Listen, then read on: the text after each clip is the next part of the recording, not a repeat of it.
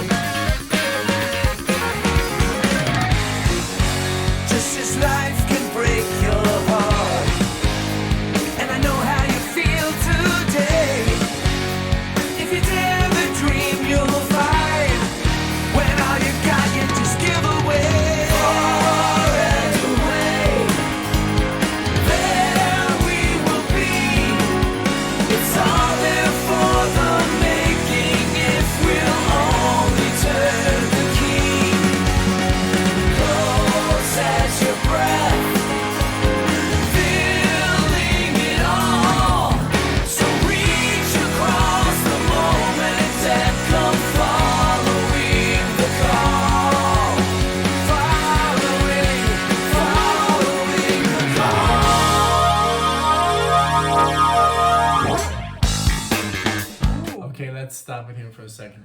Okay. This is amazing. So it reminds me a little bit of. I don't like to compare, but we have to because Dream Theater? Yeah, it reminds me a little of Dream Theater. Me too. Not as heavy though. It reminds me more of Kansas. Yeah, like Kansas and Dream Theater. Like it's almost like Kansas and Dream Theater had a baby because of course these people must have. I don't know. This is from 2019, so maybe they go back to the 70s because it does sound like yes. And I don't know this Or album Genesis. because it's called the Neal Morse Band Collection. I don't know when the song was originally released. Yes. But if it was in 2019, that's insane. Yeah. Because maybe we could look it up. We should look it up. You want to look it up? I want to look it up. Yeah, right because now I'm really intrigued. Because I mean, it sounds very progressive, but almost more like it's not metal. It doesn't sound too metalish. So 2015. The song? Yeah. So it's just in the collection of 2000. But still, okay, but still 2015 it's pretty new. is. And it's almost like, can you check if that's John Petrucci on the guitar? Because the things he was doing, the licks. No. No? John Petrucci? So it's Eric Gillette.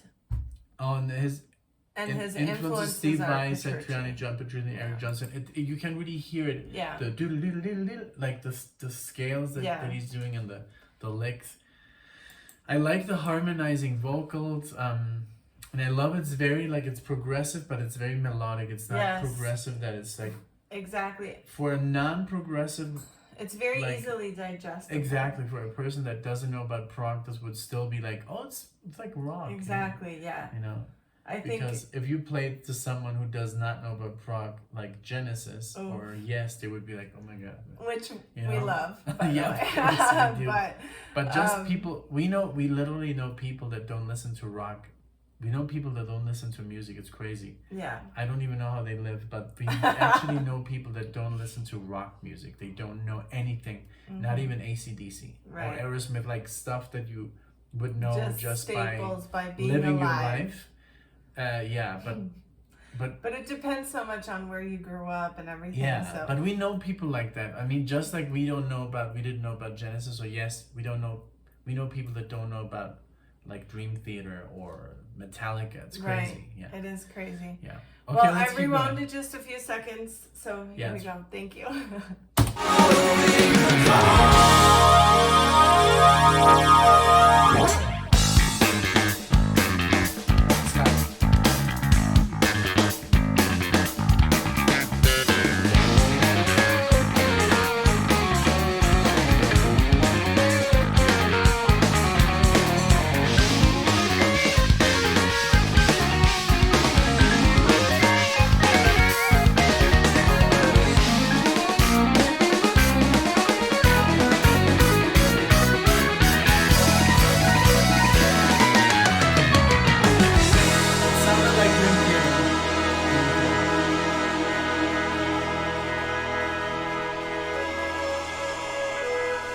Leave it now. You know it's time. The grief you need, you're feeling, but your feelings don't define who you are. You're more than your mind.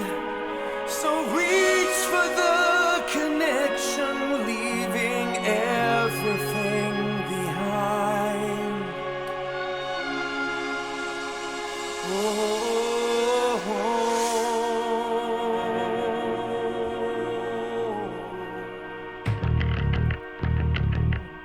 Wow.